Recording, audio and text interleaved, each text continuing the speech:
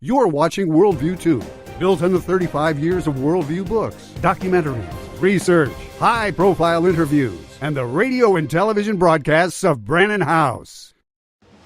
Colonel Rob Maness has a lifelong record of providing dedicated service to this nation. Having worked his way up from the enlisted ranks to full colonel, he served our country for more than 32 years. He has served as a bomber squadron commander, bomb disposal technician, Joint Chiefs of Staff Operations Officer, assisted the National Security Team with the campaign plan for the global war on terrorism. He authored the first theater nuclear war plan and served as the Vice Commander of America's largest airborne intelligence wing. Colonel Rob Maness is a true American hero.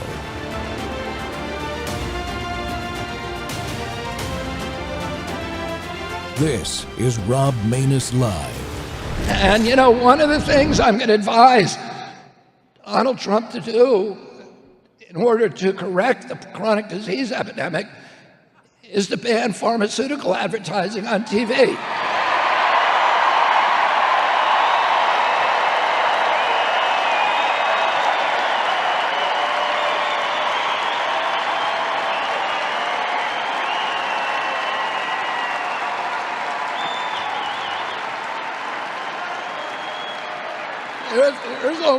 There's only two countries in the world that allow pharmaceutical advertising on the airwaves. One of them is New Zealand and the other is us. And we have the highest disease rate and we buy more drugs and they're more expensive than anywhere in the world. Italy spends about 1/6 that we spend on healthcare. And Italians live 7 years longer. So whatever they're doing does not work. And don't you want a president who is going to fix this country?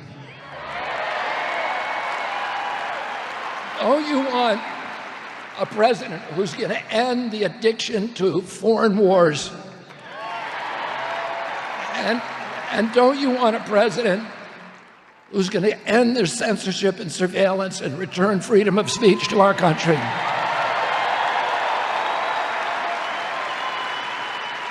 And don't you want a president who's going to clean out the corruption and drain the swamp at the regulatory agencies?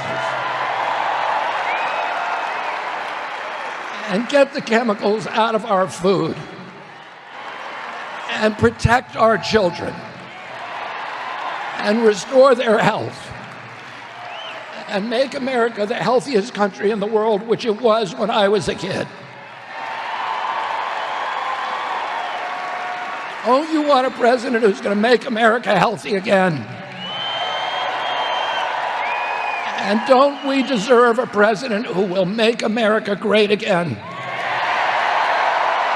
Will you go to the polls on Tuesday and make sure that we all ride that big garbage truck to Washington, D.C.?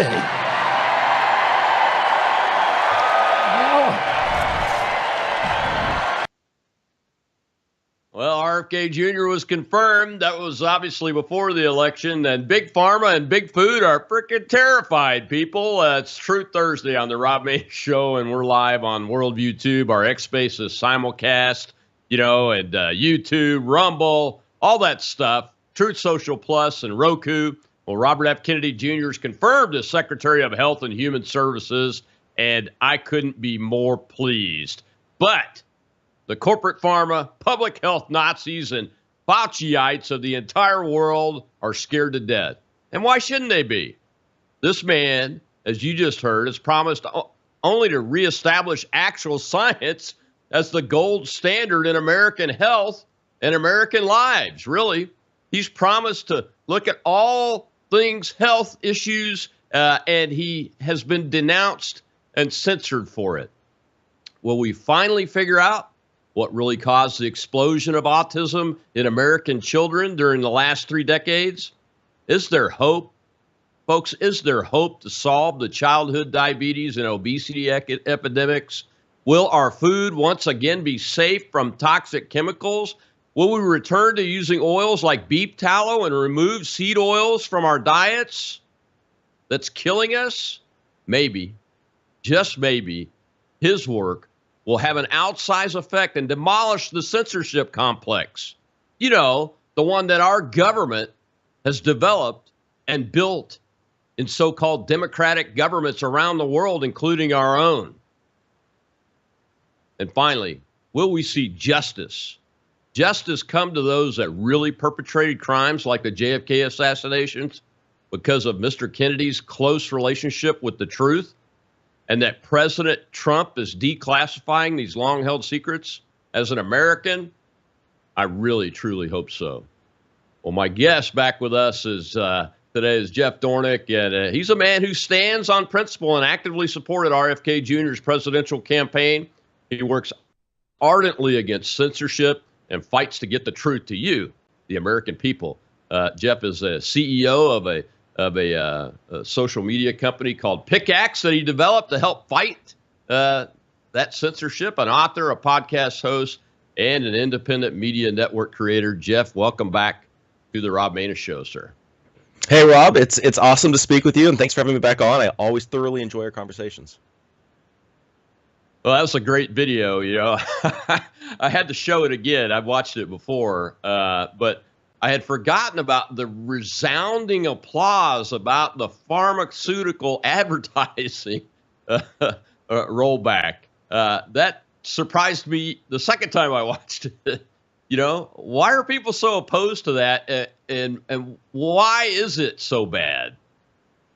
Well, I think, it's like, on one hand, and I've seen a couple of people post about this, is that, banning pharmaceutical ads would be a violation of free speech and the First Amendment and all of that.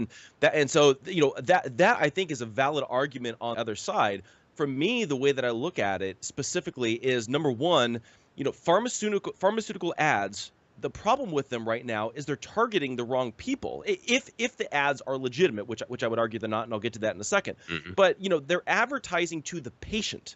The patient is not the one prescribing drugs; it's the doctors. Now, if there was some sort of advertising, or you're letting doctors know that, hey, there's a new pharmaceutical drug, here's the benefits, here's all the data, all that kind of stuff, I would have zero problem with that. But why are you going to patients, people that are not educated, people that do not understand, getting drugs that are behind the counter at a pharmacy? Why are drugs behind the counter at a pharmacy? Typically because they can either be addictive, they have side effects, they have negative ramifications. So basically, the pharmaceutical drug companies are going straight to the people and saying, ask your doctor about prescribing this drug to you. Well, that's like going to a kid and saying, hey, kid, ask your parents if you can get this candy at the store. Is that really an ethical way of doing things? Additionally, we know that, again, their target audience is not the doctors, it's the patients, if that's the case. But I would argue that they're spending money in order to buy the media outlets. So that way the media outlets are not going to run bad press, talk about vaccines need to be pulled off the market, or pharmaceutical drugs are causing death and disease and disabilities and all that kind of stuff. And so if they're now the largest advertiser, which they are in pretty much every single mainstream media outlet, those outlets are not going to turn on their own sponsors. So to me, what they're doing is they're spending millions and billions of dollars to basically buy off these media outlets in order to make sure that they are having cover and they're not going to have negative press. Yeah, and you just described why, not surprisingly, the media did not be the people's watchdog in the pandemic against things like the COVID vaccine.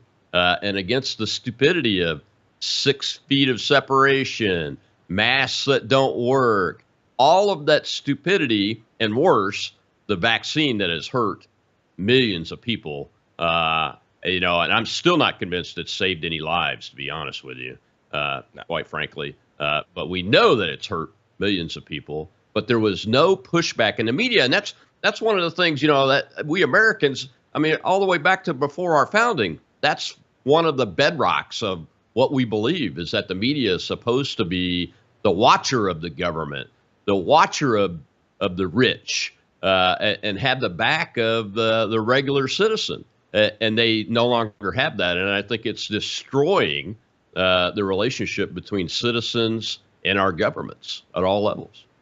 Yeah, well, and I think for especially the last few years, and I think with COVID especially, it woke up a lot of people to the fact that the media is lying to you, and a lot of us, like you and I, have known that for years and years and years. That's nothing new to us. But for the everyday person that wasn't always politically involved, especially on the conservative side of things, all of a sudden they're like, well, they're lying to us. How many times did they change on whether we should wear a mask, when to wear a mask, should I triple mask, what's going on, how many jabs should I get? Is it going to stop me from getting COVID? Is it going to stop me from spreading it? Is it just going to keep me out of the hospital?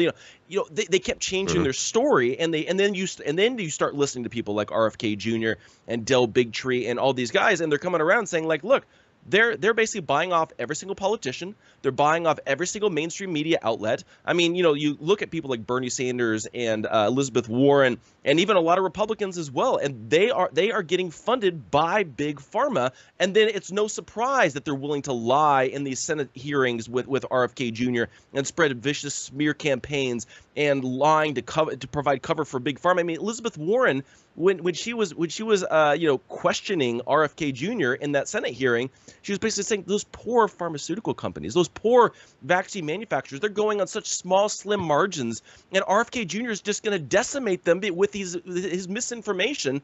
And it's like, okay, I have no sympathy for these pharmaceutical companies that are some of the biggest perpetrators of lies, and they've paid more fines than just about any other industry for causing catastrophic harm to the American people. They're not the trustworthy ones, but our politicians will defend them to the nth degree because guess what? Big Pharma is basically funding their campaigns and keeping them in office. Yeah, they're funding their campaigns. A lot of times their family members get hired by them. They keep them in office. They give them tickets to the Super Bowl, fly them down there, those kind of things. I mean, all of that stuff, they may not get direct money in their pockets from these folks, but they get the trinkets. And I think that's what they're after the most, so they can keep their status. Well, now that Mr. Kennedy's been confirmed, Jeff, before we go to our first break, what do you expect to see from him as the leader of, I think, the third largest bureaucracy in the United States government after DOD and the VA? Yeah, I think we're seeing a major push on, like we were just talking about pulling pharmaceutical ads off of the airwaves. So I think that's going to be a huge positive step in the right direction.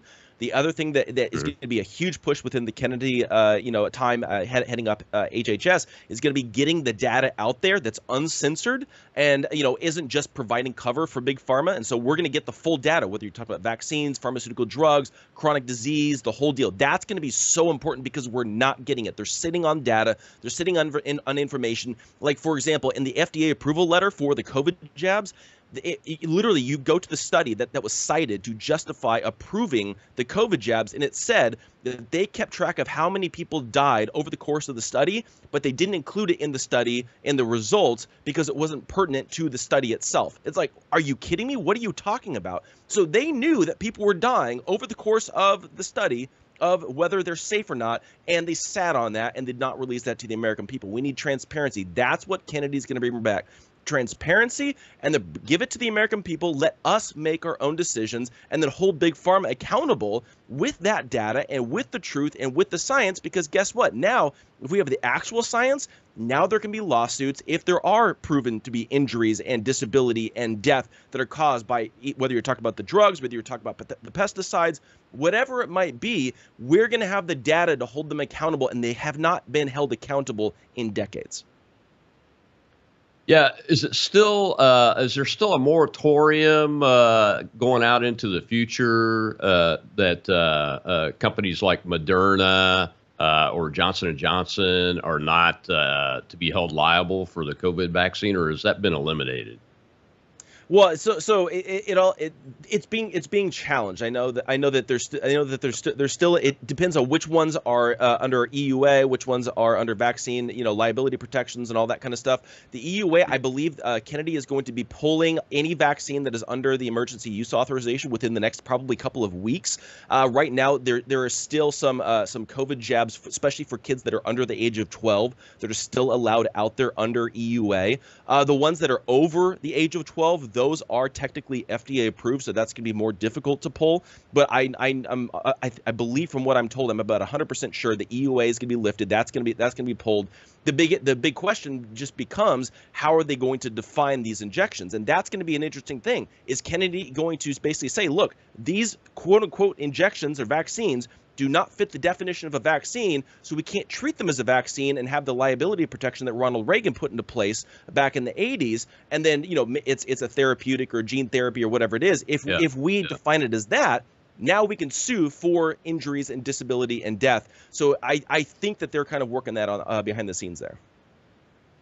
Well, the first step will be to correct the definition of vaccine back to what it's originally was before the Biden administration. We got to take a break. When we come back, though, we'll talk about. We'll hear some accusations of conspiracy theorists accusation against Mr. Kennedy, and hear his responses to them.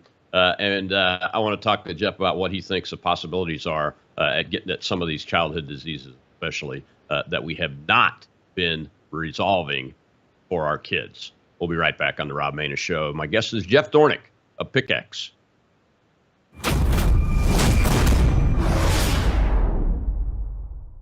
Hello, I'm Brandon House. I want to thank you for all your support at wvwfoundation.com that helps make possible pushing out 24/7 content for free.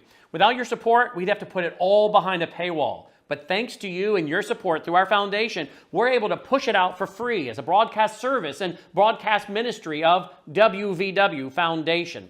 Please consider going there and setting up an automatic monthly contribution, or go there and make an occasional contribution. If you prefer to support us through the mail, you'll find our mailing address there at wvwfoundation.com. You can also call and make your contribution over the phone by calling 901-825-0652. That's 901-825-0652. Again, all these details are available at wvwfoundation.com. Thank you for your support as we try to help people around the world understand the times through the lens of a Christian worldview.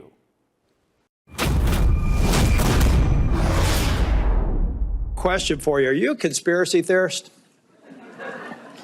That is a pejorative, Senator, that's applied to me, mainly to keep me from asking difficult questions of powerful interests.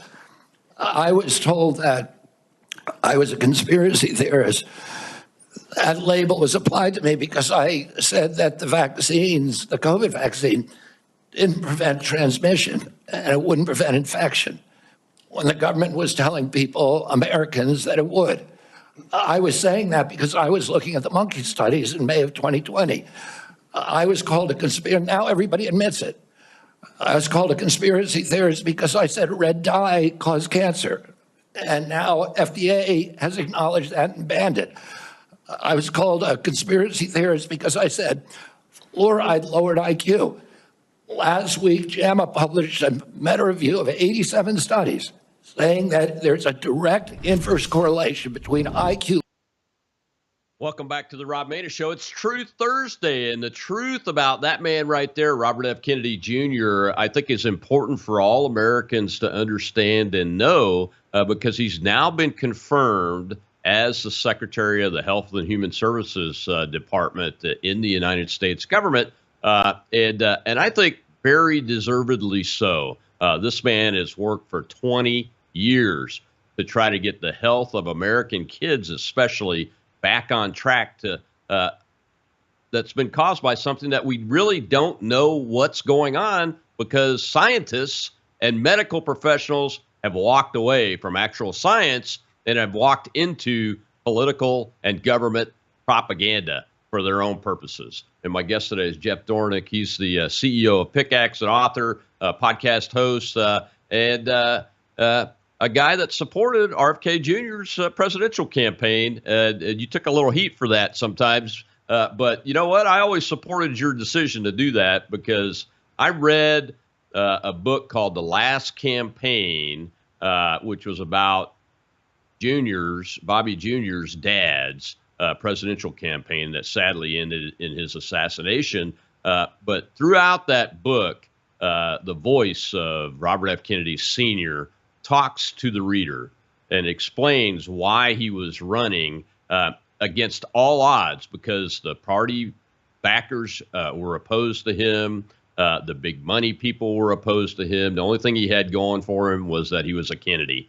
And that story is critically important for people, especially if you want to go into politics. But it told me something about Mr. Kennedy as I observed him over the last 20 years. And I was wondering when he would ever get back into public service beyond what he was doing in private life, which I think was a public service in and of itself, what Bobby Jr. was doing. So I understood fully why you got behind him in his presidential race. Yeah. What do you think? Okay. What do you think will? Do you think that his approach is going to lead us to things like figuring out what has really caused this explosion in autism kids?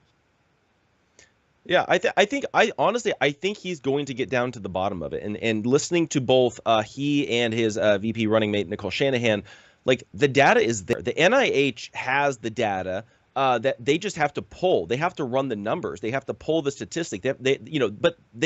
Our government is sitting on the data. So I don't think it's going to take that long for them to get down to the bottom of, do the vaccines cause autism or not? Because, right now, any of the pro-vaccine, enthusiasts that are running around, they're saying this has been debunked time and time again. Well, what they're doing is they continually cite one study that's looking at the MMR vaccine and then basically said that the MMR vaccine does not cause autism. Thus, they're drawing a conclusion that no vaccine causes autism. Well, we're not looking at the entire range of 72 doses of vaccines. What happens when you're combining multiple doses of vaccines together, as a lot of times they are? How does that affect it if you're getting injected 72 times over the course of your, from birth and all the way up until 18 years old?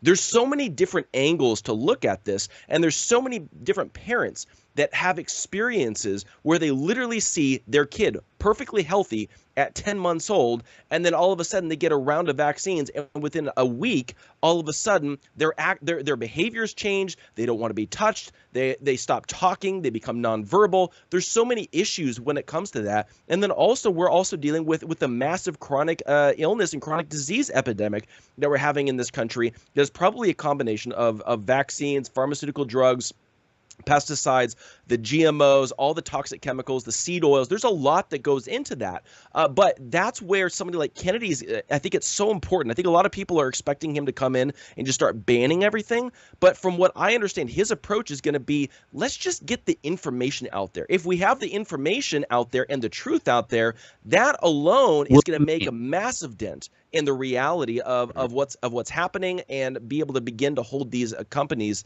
accountable. Yeah.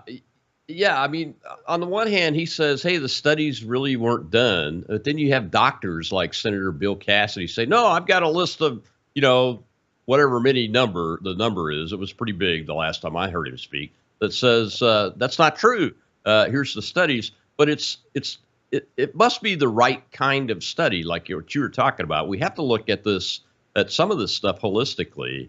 I will never forget it. My youngest son, who's 20 now, but by the time he was 18, we thought he was normal. He checked normal. I was in the labor room, delivery room with him. Spent a lot of time with him after he was born. He was normal, but by 18 months, he was doing the exact things that you were just talking about, becoming nonverbal. He couldn't stand to have clothes touch his body of certain makeup. He would lose control of himself in a environment like at daycare and those kind of things, and scare everybody.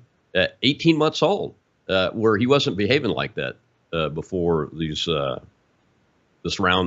of vaccinations that they were getting then. And I know it was a lot more because I have my baby records from when I was a DOD child, and I was in the Air Force at the time.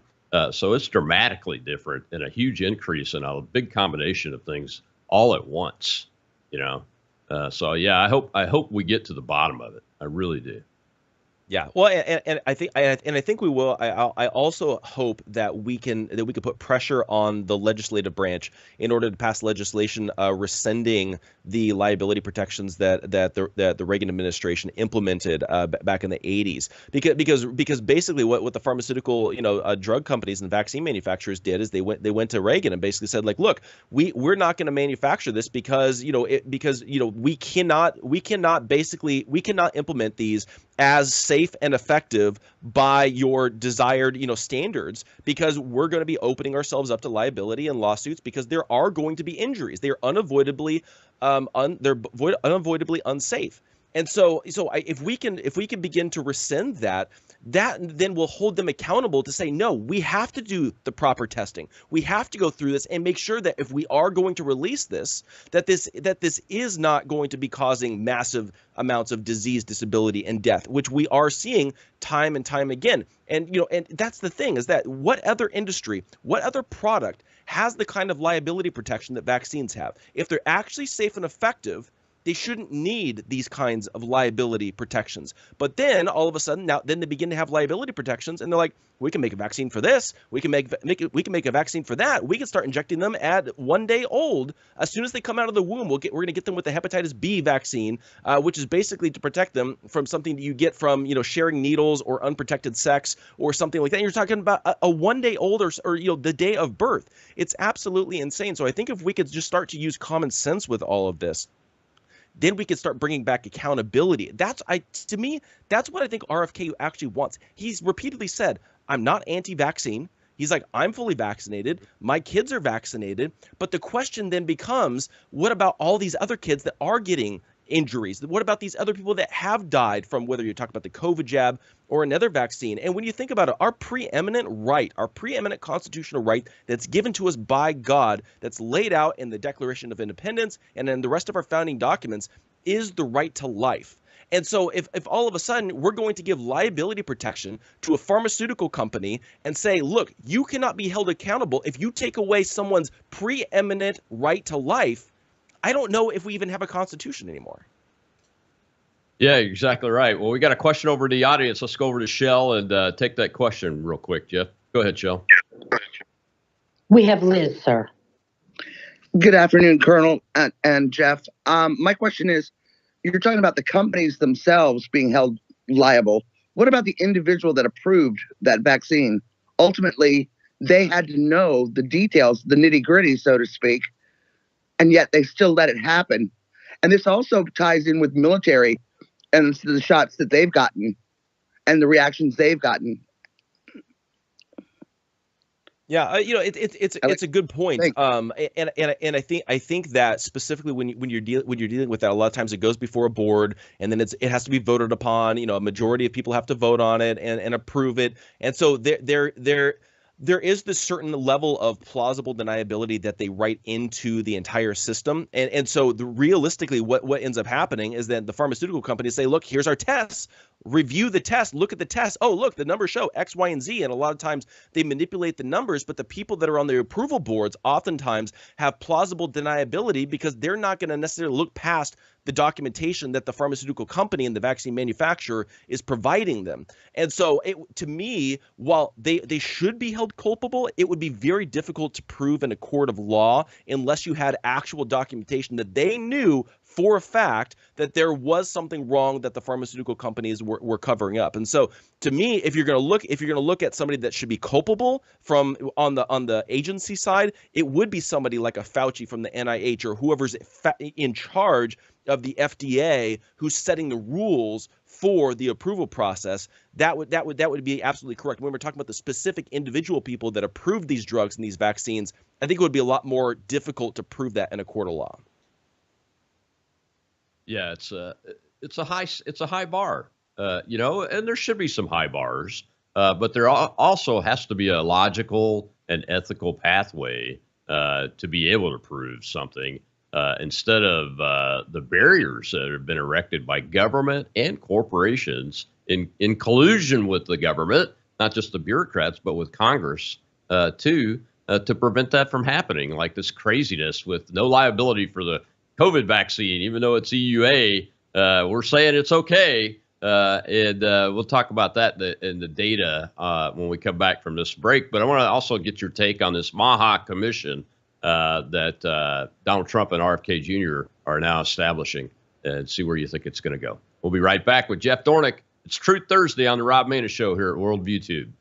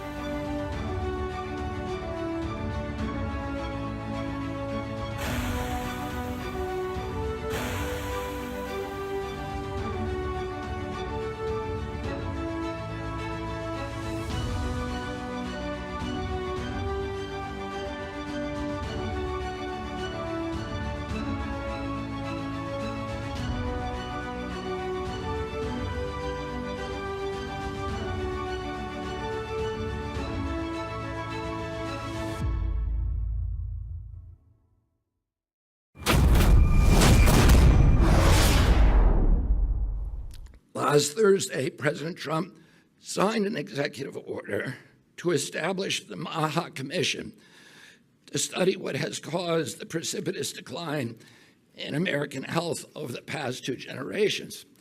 So we will convene representatives of all viewpoints to study the causes for the drastic rise in chronic disease. Some of the possible factors we will investigate were formerly taboo or insufficiently scrutinized: the childhood vaccine schedule, electromagnetic radiation, glyphosate, other pesticides, ultra-processed foods, artificial food additives, SSRI and other psychiatric drugs, PF.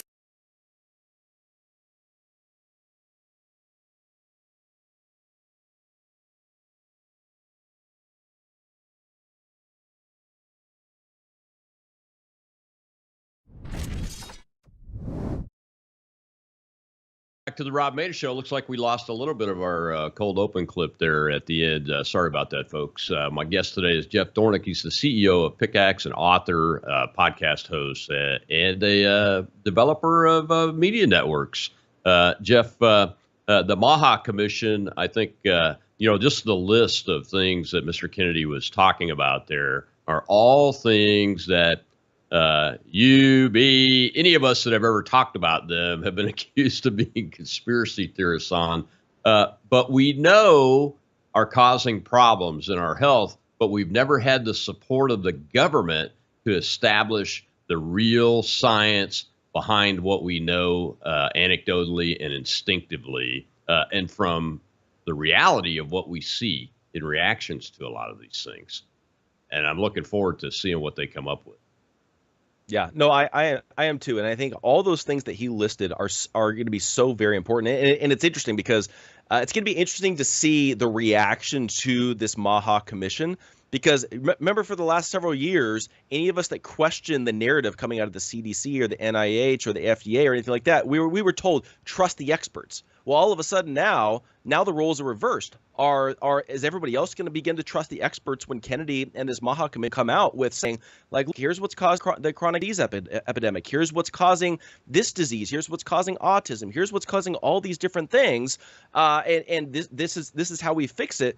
Are we going to see the medical community and the mainstream media and politicians accept this, or are they going to do what we've been doing for the last several years and challenging the narrative and questioning and not submitting to them? And so it's gonna be interesting to see their hypocrisy, which I could predict is going to come out. Absolutely, because again, they're paid off by big pharma, big food, big ag, and all of that. But I think it's really interesting. Again, even for me, anecdotally, I've been Maha before Maha was even a thing, right? But my wife and I, we've been eating organic for pretty much exclusively for over a decade.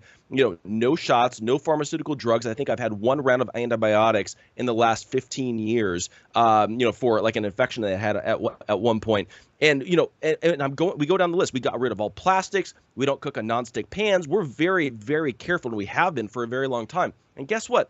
I'm the only person in my pretty much extended family that doesn't have health issues. I'm the only person in my family that's actually healthy, and I've been ridiculed by friends and whoever it is by basically saying like, "Hey Jeff, you guys are a bunch of hippies. You guys are crazy. What are you talking about? It's so much more money to do that." It's like, yeah, but guess what? I don't have to pay hospital bills. I don't have to pay doctor bills. My son is healthier, growing faster, and it's crazy. Like, more verbal, more advanced than all the rest of his friends that are even older than he is, and everybody's like, wow, he's so advanced. Well, yeah, it's because we're not injecting them with everything left and right. We're not feeding him toxic chemicals. We're not surrounding him by plastic and fragrance and all these different things that are harmful to people and causing chronic disease and illness. And guess what? We're healthy. And I think that's the thing that I think that we can bring back to this country with this data and with this MAHA commission, is that we can actually bring back a standard of health. I mean, you look at the food pyramid, which is the biggest scam in practically American history, where they're encouraging everybody to eat so many different servings of grains and carbs and sugars and all. And I'm like, dude, you don't need that. Eat a lot of protein, eat a lot of meat. Eat some healthy fats, and eat some fruits and vegetables. And guess what? You're going to be extremely healthy. But instead, we're pushing grains and pasta and bread and all this kind of stuff. And at a certain point, we're kind of like, okay, maybe there's going to be a correlation here. And I think we're really going to see that when this commission comes out. Yeah, I mean, you mentioned in good fats. It strikes my brain because I get the you shouldn't eat red meat all the time. Still, even today, I get it, and I'm like, our bodies are designed to process protein and fats from animals. That's the way we were designed, folks. So eat more chicken and less beef is not a prescription to me. Now, eat less things that are grown in chemicals. Absolutely. Maybe have my own garden. And grow my own vegetables so I know what's going on to it. Absolutely. That I can live with, but I want to see the McDonald's and those kind of fast food places go back to using beef tallow again. When I was a kid growing up, we ate burgers and fries all the time and we weren't all fat. Our parents weren't fat. None of that started happening until this change to the seed oil issue, where we put seed oils into everything now and cook it and cook things in it that we didn't used to do that. So yeah, I'm looking forward to it big time because I think it's going to be a real eye opener for a lot of people. A lot of what he is able to get done is going to depend on the staff that he hires and the people that are appointed at least 3 levels down to get control over these bureaucracies. And he said he's going to clean out folks that have worked for Big Pharma or worked for Big Food or the medical industry. So there are no conflicts of interest because everything, to do with HHS is just riddled with people that have huge conflicts of interest. And that includes on the boards and advisory boards. These pharmaceutical approval processes have these advisory boards with medical people or pharmaceutical people on them. And generally, they go back and forth. What was the guy's name that did the FDA? Was it Gottfield? Yeah. He was on the board that approved the medication, and then he goes to the FDA as the head of the FDA. So, I mean, that's the kind of stuff that he said he's going to clean out. Have you seen any movements in that area as far as the type of personnel and who he's bringing on board? Yeah, I haven't seen a lot in the sense of who he specifically is going to hire. I know that there's going to be a bunch of layoffs coming in the very near future, and I believe that they actually already begun, and Doge has actually been wiping out some people within the health agencies as well. So there is that. I have been a little concerned with some of the people that the Trump administration has been putting in certain positions. I know one of the chief of staffs, I forget if it was the USDA or whatever it was, that the chief of staff is like one of the biggest lobbyists for seed oils in our country. And so there's definitely some interesting things there position wise that I'm a little concerned about. And again, I don't want to cast too many aspersions on the Trump administration by any means, but like I've been concerned with Susie Wiles for a very long time. I think she was great from a campaign standpoint for President Trump, and she was also key in actually bringing together the Maha movement with Donald Trump and MAGA. But we also can't forget that she was a huge lobbyist. Some of her biggest clients are big pharma and some of these big companies that RFK Jr. is going to get in there and start actually exposing with the truth and with the fact and and data and all that kind of stuff. So when we're looking at some of the positions, the head of Department of Agriculture is actually pushing for more like biotech and and mRNA in the food and all that kind of stuff. And I'm like, that seems a little weird. That's not very Maha.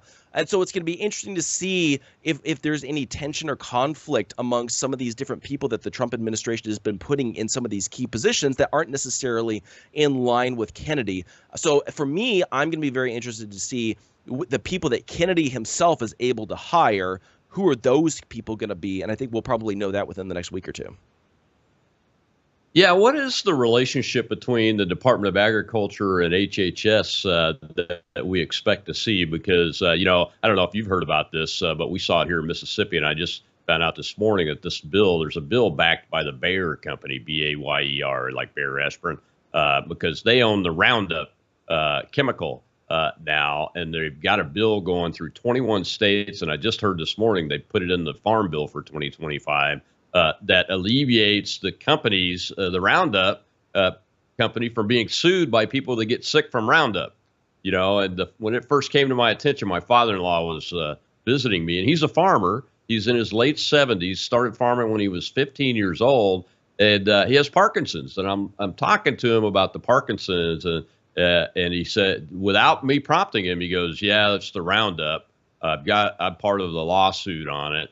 And they swore up and down, Rob, all those years, and the labels were like that too, that it was okay. It's not going to hurt anybody. And they were lying the whole time. So we gotta have an advocate, and hopefully RFK has some ability to influence that, because the Department of Agriculture, I think, runs the Farm Bill process. And you were just talking about the chief of staff and people want an organization wanting to put mRNA in our food, those kind of things. Just seems really, really dangerous, and we've got to have somebody that will advocate against it. Yeah, no, we really do, and there's been rumbling about these kinds of bills and laws. I know Iowa was actually working on a very similar law, giving basically liability protection in the same way that the vaccine manufacturers do. They're trying to give it to pesticide companies, and I'm like, so what does that tell us for those of us that are sane human beings and we're just looking at this? What does it say when they're trying to get liability protection from their product? It means that they're covering up the fact that it's causing disease, disability, and death. And so, like you said, people are getting Parkinson's. I know out here in California, there's certain pockets of California that are in rural California, which is all farms and all of that. There's rare cancers that are going crazy at insane high amounts. I have family members that have passed away from insane, crazy, never heard of cancers that they're getting. Well, why? Because they're spraying these insane pesticides over the fields. They've got planes that are flying over the fields, and it's basically dropping pesticides, not even just on the farms, but the surrounding communities and the homes and all that, because of wind and all that kind of stuff. When you think about that, I've heard part of the problem is that they're saying, well, the farmers, they're buying it, they can understand the risk because there's different warning labels that are on it. What about the neighbors? What about the people that live next door, or maybe the farmer next door who's trying to have an organic farm, but then your pesticides on your conventional farm are coming over into the organic farm, and it's now affecting their produce and their products that are over there. And so, to me, the fact that they're trying to get liability protection shows and is evidence that, guess what? Maybe they're not as safe and effective as what they're claiming. Exact same problem as with the vaccine manufacturers. Yeah, and these bills, they're focused on the labeling. If it's used as the way if it's labeled properly, and the USDA has approved the label, or the EPA has approved the label, and it's applied according to the label, then these companies are not going to have any liability. And you know what? I just remind people that Agent Orange was labeled properly too, according to what we knew. And look what that has done to Vietnam veterans, their families, their descendants have medical issues because it gets passed down through genetics, and they will use that even though it's a small crack in the door of liability, but they will use that small piece of protection to try to argue against further liability, even when somebody gets proven to be sick from an application of these chemicals. Well, we got to take another break, Jeff. When we come back, I want to get into the censorship piece around RFK and talk about what Pickaxe is up to, and you've got a new aspect to that venture that you've rolled out, and give you a chance to discuss that. We'll be right back with Jeff Dornick on the Rob Maness Show. It's Truth Thursday. We're talking about Maha and RFK Jr.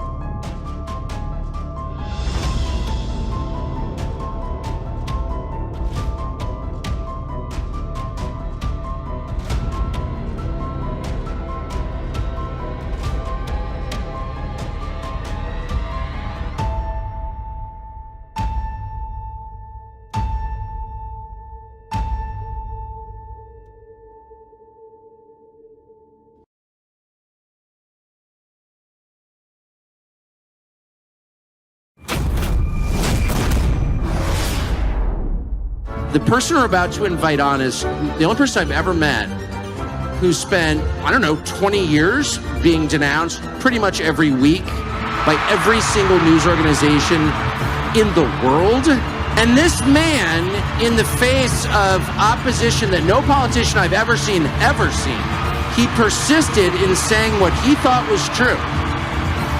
And I've known this man for a while, and I've admired him for a long time. And what's amazing is to wake up in a country that in some ways is not getting better, but to wake up in a country that all of a sudden has stopped mocking this man as a crazy person and has started to realize that the lone brave voice may have been right all along. And so it's an honor to introduce Robert F. Kennedy Jr.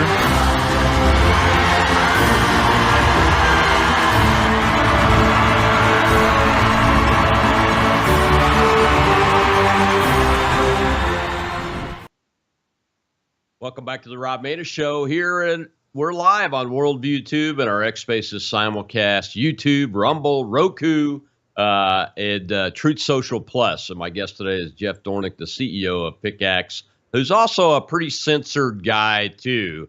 And I had to play that clip because I think Robert F. Kennedy Jr. probably, Jeff, is the most censored and denounced man in American society today. Except maybe Donald Trump, but I don't think so. I think some people even admit that Trump is right on a lot of things these days, but they're still pretty skeptical of Bobby Kennedy. Yeah. Oh, I would probably argue that RFK Jr. is probably more censored than Donald Trump. I think he even won a lawsuit against the Biden administration for their censorship against him and all that. But it was interesting. You play that clip of that Tucker Carlson event. I was there when that happened. That was in Anaheim at the Honda Center, and so I was there when he brought him out, and it was crazy because, again, you're basically at a Tucker Carlson event, which is MAGA central, sitting there, and the standing ovation that RFK Jr. had there, it was chilling about how big and basically it was a very authentic response to that introduction that Tucker Carlson gave him. And Vivek Ramaswamy was there, and he was like the keynote person that was there alongside Tucker. But the response that people gave to Kennedy, because I think that they understand that what Kennedy has done he's literally laying his life on the line. I mean, I'm sure, like he had multiple assassination attempts, even while he was just running for president, that his own security, because Secret Service wasn't allowed to protect him, that his own security thwarted time and time again. He has a lot of enemies. He's taken on everybody from the food industry to the agriculture industry to pollutants, oil, big pharma, our own government, the intelligence agencies. I mean, he's accusing the CIA of assassinating his father and his uncle, and laying out the case that makes kind of perfectly logical sense as to why. And like you said, he's probably the most censored, guy in this country.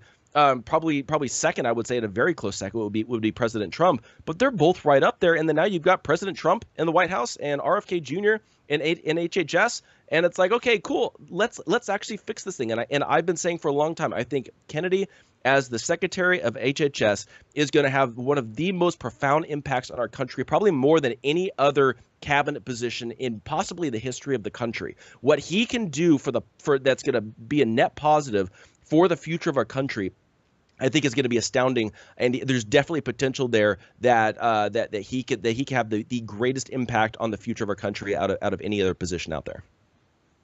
Yeah, because it's focused on our children. Yep.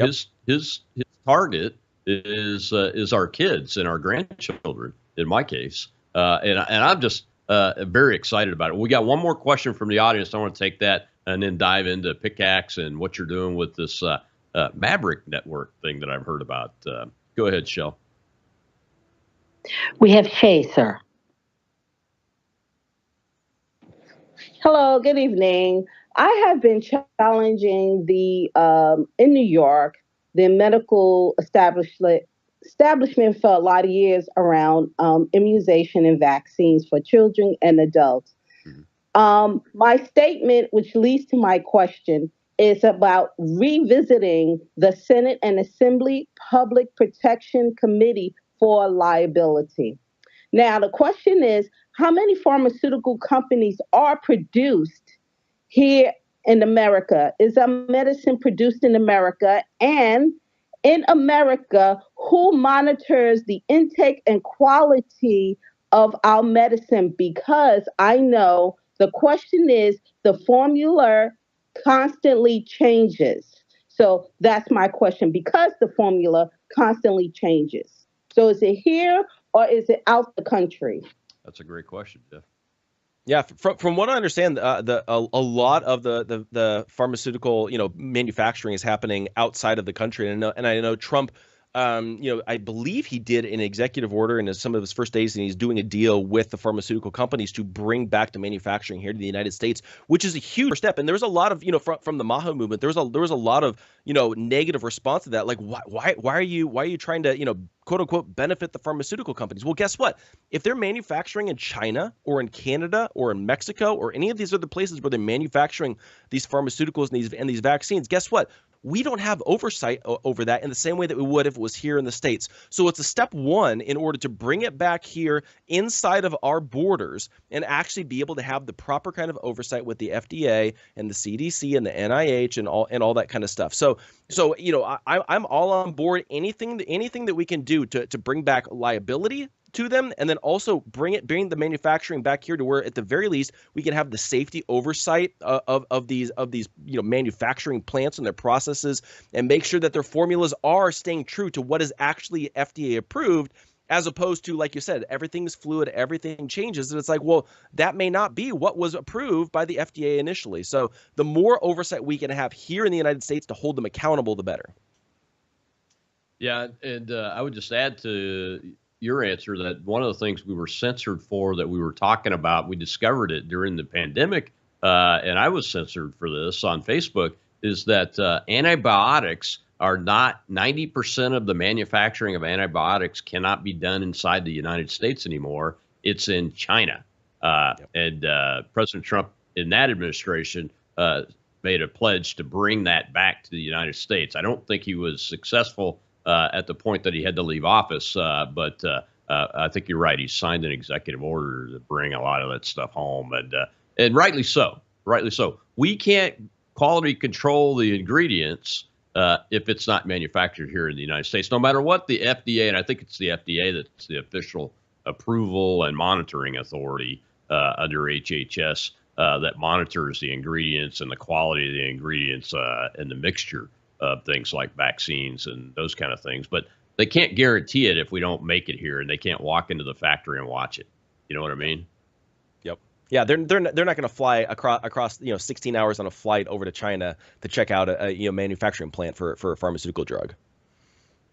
Yeah, exactly right. Well, you're up to some great things to fight censorship. We've had you on here before. I'm on Pickaxe myself, and post there and those kind of things. But you've got a new network that you've put together. Tell the folks about that and what we can expect to see from this. What is it? The Maverick Broadcasting Network? Maverick Broadcasting Network. So basically, Matt Couch and I have teamed up, and we have rebranded Freedom First Network and relaunched under the new name Maverick Broadcasting Network. A lot of the same shows that we had before, guys like Bob and Eric Save America, Two Mics with Dr. Michael Scheuer and Colonel Mike, Battlefront Frontline, My Show, all that. We're going to be adding a bunch of new ones. We're bringing on Tina Forte, bringing on Karen Kingston, bringing on Teddy Daniels, a lot of really cool people that we're going to be adding to the network. And then we're also teaming up with Ex American News as well. For further distribution and all that. So we've got an amazing team together, and we're growing, and we're already growing very, very quickly. So I highly encourage you guys could subscribe to us on Substack, and that we're sending out newsletters letting you know which episodes share, which guests are coming on, all that kind of stuff. But go look up Maverick Broadcasting on Substack, and you guys can subscribe there. But then also like with Pickaxe, like the big thing that we're really focusing on right now is growth, more engagement, more people on there. We're adding new creators pretty much every single day onto the platform. And so make sure that you guys are going over there and checking that out. And it's totally constitutionally protected, free speech social media platform. And we're in the process of developing a web apps, or a phone app for smartphones that'll be coming out in the next couple of months. Right now we're web-based only, but it's a great platform. We've got the ability to write and post articles. It's phenomenal for content creators. Next week, Matt Couch and I are actually going to be hosting a Zoom conference call with people that are content creators on the platform and who are interested in becoming content creators, and basically laying out, here's our features, here's what we're doing, here's what's coming out in the future, and here's how you can capitalize on this and actually earn revenue in unprecedented ways compared to other platforms. So if that's something you guys are interested in, find me on any social media, reach out, and then I can get you the info on that as well. Yeah, I'm all for earning revenue. I earn revenue on X now. They even approved me to take paid subscriptions now. It only took them 2 years to approve it for some reason. But yeah, I mean, that's fantastic news, and I look forward to it. I've had a couple of conversations with Couch. I'm going to get him on to do a show about Maverick specifically, and talk to him about that and see where he's going to be coming from in that regard. Do you think that these independent media networks, like the one I'm on, World YouTube, the one you've built now, Maverick Broadcasting, we know about Real America's Voice, One American News, those networks, do we have the ability to eventually subsume these legacy media outlets that are continuous liars and propagandists for the government now and corporation? Yeah, honestly, I think we can. I think at this point we actually have more influence, collectively over them. But the thing is that we're gonna have to figure out how to band together and support each other across networks. And I think right now there's a little bit too much of individualistic, and we're all a bunch of small little networks. And so that's why I'm talking with the team over at Ex American News. How can we combine forces? How can we support you guys? How can you support us? And I've been very open about that across platforms. Whether it's Worldview Tube, I'd be totally open to working with, or any other network as well. We need to band together because we need to figure out how do we overcome the hurdles that were thrown at us by legacy media and big tech and all of that. I'm trying to do what I can with Pickaxe as well, but from a network standpoint, we need to figure out how do we all band together so that way we can all win, because we've got to save this country, we've got to get the truth out there, and we got to bypass all these algorithmic walls that we're having to overcome. Yeah, and that's one of the things. My little show, I mean, I'm at episode 481 today, 481 episodes since we started doing this.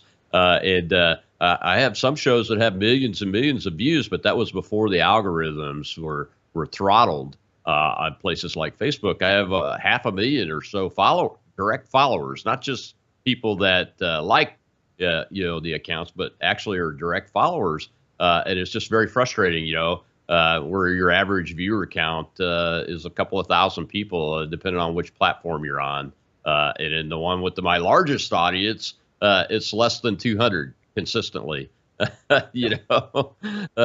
So we got to figure that out and working together. I agree with you. I think we definitely need to figure out how these networks can combine together, because there's more strength in numbers than there is working all completely individually. Although I do understand the need to build audience growth and those kind of things. Yep. Well, Jeff, thank you very much for coming on today. I appreciate it. It's an amazing time to be alive, I think, is the way I would categorize it. Tell folks where they can find you real quick before I let you go. Oh, yeah, definitely. You guys can subscribe to my Substack, jeffdornick.substack.com, but also just follow me on Pickaxe. Go to pickaxe.com, set up an account. You can follow me. You can follow Rob, follow Matt Couch, and Vandersteel, a whole host of people that you guys all love. Go over to pickaxe.com, set up your account today, and that's going to be the best place to interact and engage with me, and then also keep up on all my shows and interviews and all that kind of stuff. So, well, thank you very much, my friend. Until next time, Jeff Dornick at Pickaxe. And Monday, it's More War Monday still, but we're talking about the actual peace talks with David Pine, who's a regular guest on the show, between Ukraine, Russia, and the United States, because it's happening. And that is extremely good news. For who? The young people in Ukraine and Russia that are being butchered in that needless war. So I'll see you then. And we'll have a J6er on Tuesday. Captain Chris Cooney, United States Marine Corps retired, will be my guest on that day. And we'll be getting an update from him and talk to him about Jeremy Brown's situation, who is still in prison in spite of his pardon. So we'll see you then on the Rob Maness Show here at Worldview 2.